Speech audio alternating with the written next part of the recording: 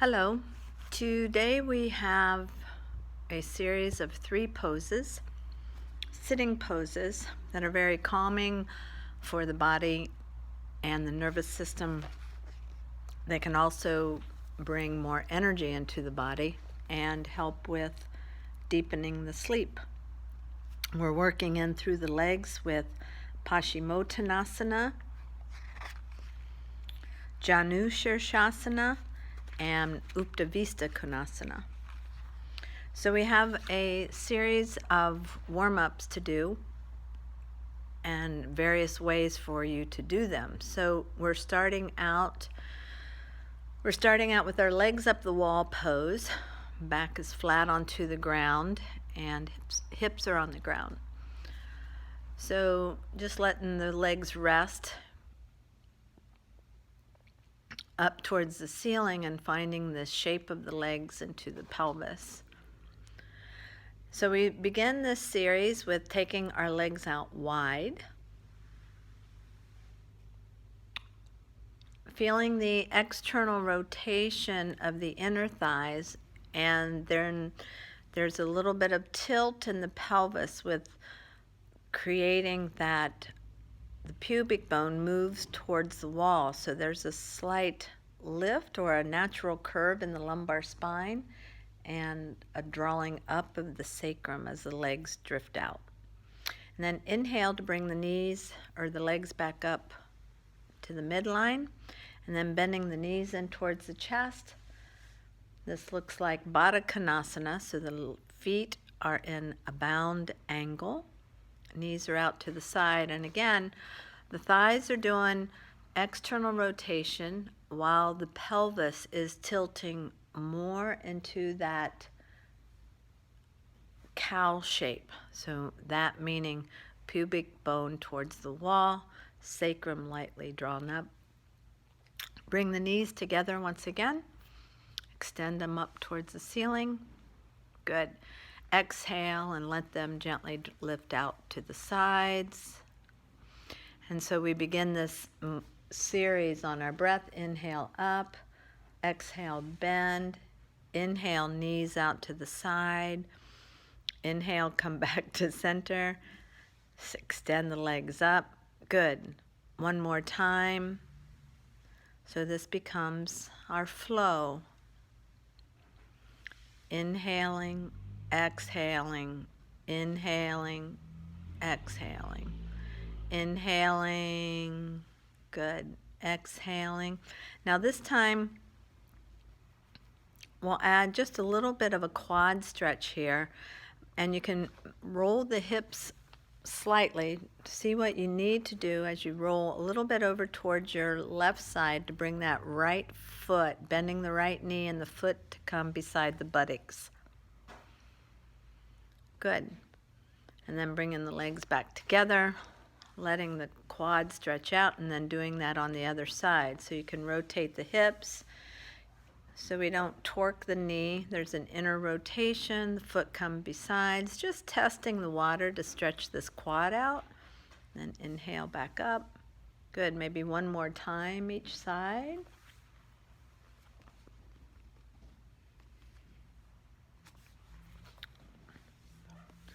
And using the breath and just exploring the body, feeling how the body becomes the teacher for having an experience, what is tight, what is sore, what needs to be loosened, what's too loose, what needs to be strengthened. Good. Then we can use a strap with this as well. So as you progress and maybe you gain a little bit of strength, you can use a strap. So she's scooting away from the wall, using the strap around both feet, and using that same series. So the strap becomes the boundary, and then so the feet press into the strap, and the strap is lightly pulling onto the feet so the energy gets contained at that area. Good. And then on your breath, once again, let the legs drift out to the side. Now she goes pretty wide, but you just be where you are with this and just keep playing with it. As the feet press the strap, The strap is also creating that resistance, and you may be able to feel how that energy moves into your pelvis. Inhaling, drawing the legs straight up once again, bending the knees, legs into bound angle. Keep the strap around the baby toe side of the feet so that the feet stay up towards the ceiling like praying hands over the pelvis, and the knees, the thighs practice externally rotating. Good. Let's do one more time through. Inhale, bringing the knees together, extend. Exhale, so you keep the boundary. You lightly pull on that baby toe side of the strap so the inner heel, inner ankle can reach. Breathe once again as you bring the legs up. Bending the knees, bound angle. And you would be amazed at, how difficult this may seem without the strap, without the wall. Good. Inhale, bring the knees together. Good. So we'll let go of the strap, and she's going to play with doing it without it. Arms can come out to the side, and just let the legs drift out. Notice where they'll go. Yep. Look at the direction of her feet as the thigh externally rotates the toes, makes the toes point down towards the floor. But that is the result of the hips. Good. And then she'll bring the legs together, working those adductors, inner thighs, bending the knees once again, soles of the feet together.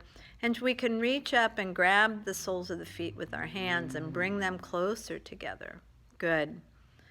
And that even helps to broaden the chest. So you notice she's not rounding her back and lifting up.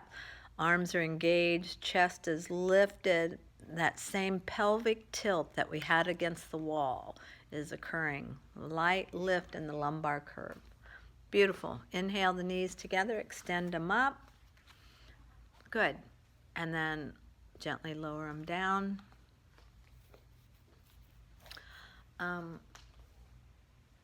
And rock side to side. And we'll make our way to sitting.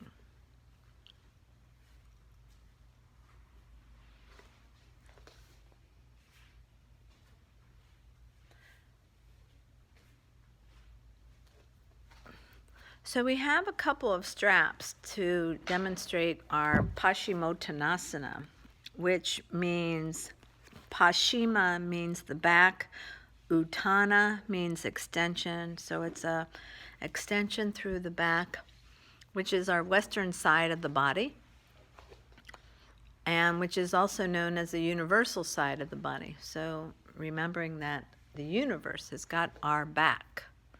So we have 2 loop straps, and we've got a pretty big loop on them. She's taking the strap around her hips, and then one goes around one foot and the other one goes around the opposite foot.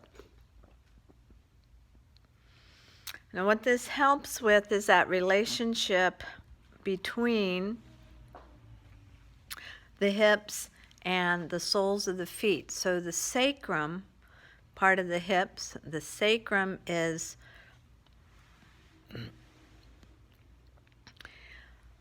being pulled forward, an experience of that pulling in, sitting well onto the sit bones. You can also, if you like, to add a blanket under the hips in this posture. But the feet then are pushing into the strap and helping to create that moving forward of the sacrum. And this is where we're going to bend from in order to create this nice long extension of the back.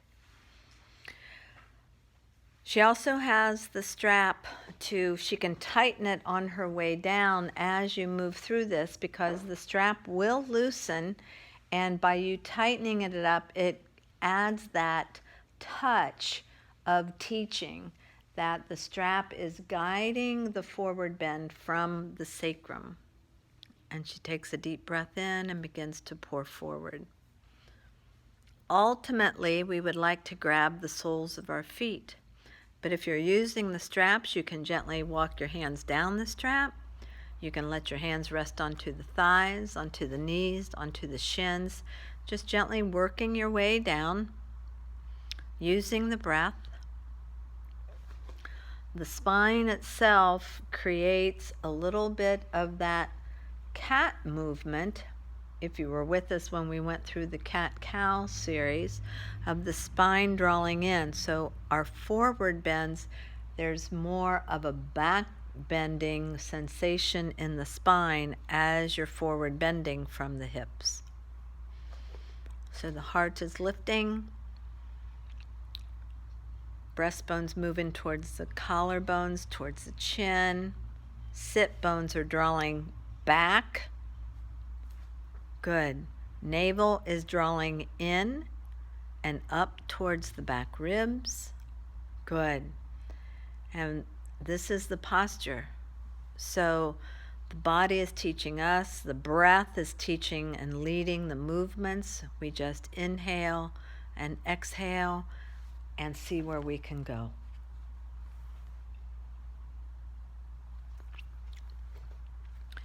If you wanted to rest the head, because a lot of times the neck can create a lot of tension, you can take a blanket, fold it up, place it onto your lap, your knees, and let the head rest. That also takes the tension out of wanting to pull the neck, so the movement and the energy comes out of the torso. The softness of the legs rooting into the ground, the extension through the heels. And when you're ready, you inhale to come up. Good. We're going to keep the straps on, and she's going to turn around to come into Upavista Konasana, so the legs will come out wide. And again, sitting on a folded blanket, if that helps you to get that tilt, that anterior tilt in the pelvis with the sit bones lifting. So the straps are also good for this with widening the legs like we did in our prep along the wall. So remarkably enough that we'll get to a point, especially if you think your legs are tight, the strap helps to, again, draw the sacrum into the body, the relationship to the soles of the feet, and as you press through the feet, they may actually go wider. They do for us, but you have to play with it and see if that works for you. Then the strap crosses at the abdominals, so you may also have the experience of how the stomach is drawn in and bound at that center area between the navel and the sacrum, our very powerful center to engage that core to move the legs around. Excellent. She's going to take her hands behind her hips and just lift the chest up. So the tailbone roots down, the chest lifts up. So this creates that cow posturing of the spine. Beautiful. And then from that hinge of the hips, she's going to bend forward. The arms will come onto the legs. It's even nice to kind of just creepy crawl the fingers out in front of you. Once again, you're pressing the feet into the strap. Strap is guiding the sacrum down. You're having these sensations. The body is teaching how to bend forward. Beautiful. From the base of the spine, not just by rounding the spine, especially at the chest.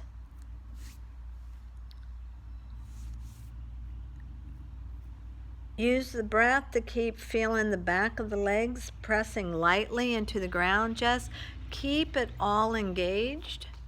Beautiful.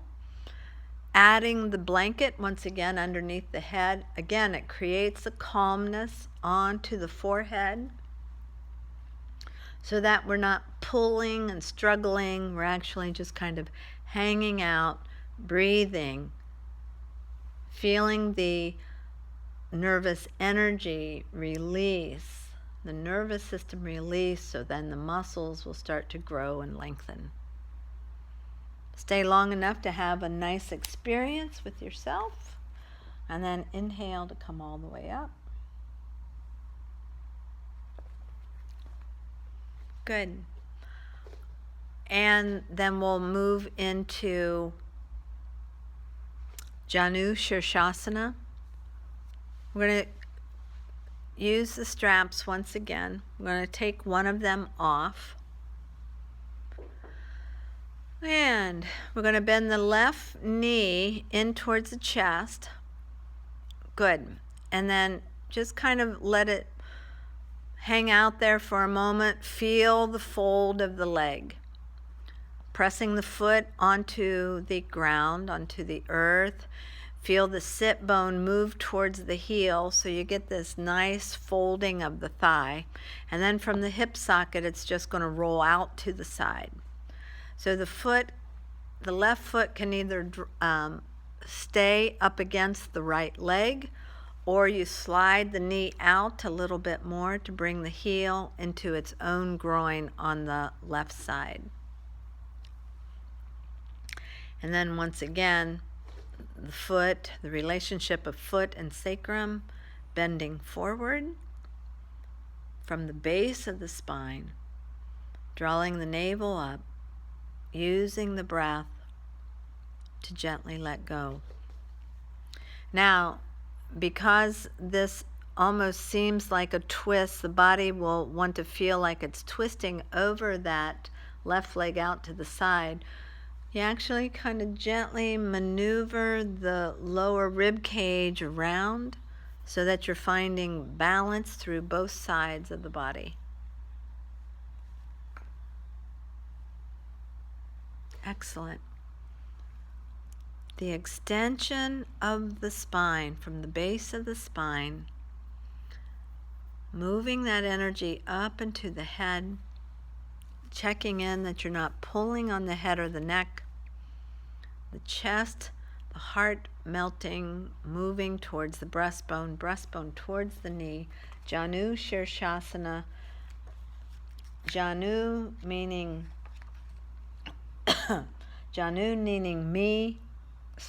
knee, and Shirsha meaning the head. Excellent. Inhale and come up. So we'll demo the other side. When you bring that left leg up, bring it up into the chest again, extend it out. Let's try the other side without the strap. So we'll bend the right knee in towards the chest and just give it a little hug. Feel how the chest moves towards the knee, lifting the chest, extending the spine. That right hip stays onto the ground. Right foot presses nicely into the earth. Beautiful. And then let the knee drop out to the side, fold out to the side. And again, see where you are with placing the foot up against the thigh or the heel of your foot to come over into the right groin. And see if you can follow the practice with bending from the base of the spine.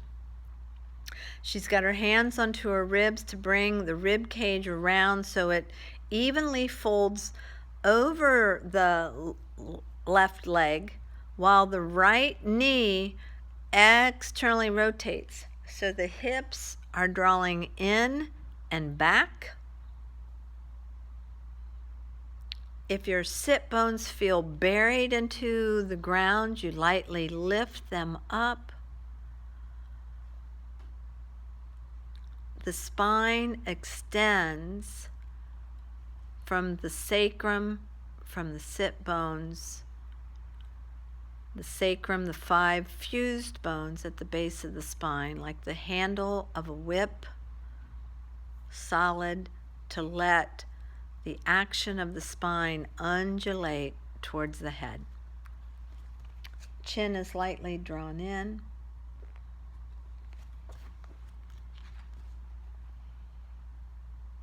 Janu Sirsasana, knee to head pose, head to knee pose. Long, even spine. Inhale when you're ready to come up. And bring that knee up. Let's go ahead and take the legs out wide once again, and we'll demonstrate Upavista Konasana without the straps.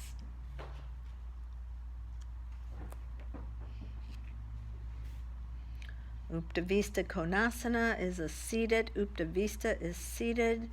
Kona is angle, seated, wide angle. Good. She's brought a block. A block is even nice too if we could have 2 blocks. Bringing one block back by the navel center and take it on the lower side down. Good.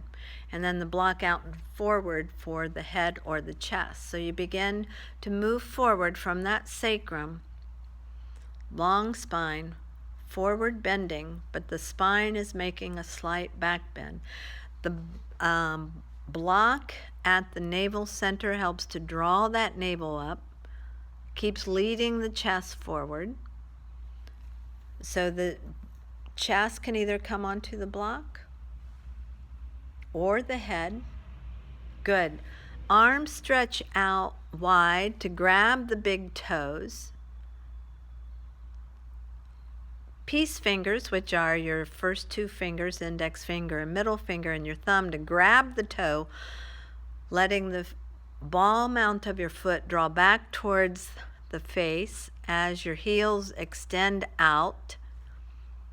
The inner thighs are rolling towards the ground with the pubis bone. The outer thighs are rolling back to get extension, internal rotation to loosen, external rotation to extend. And you can see how beautiful the alignment of our arms are into the chest and the shoulders.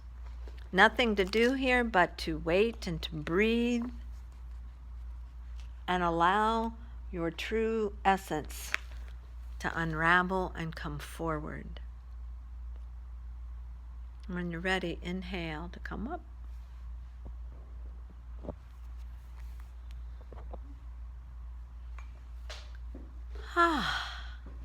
Thank you. Namaste.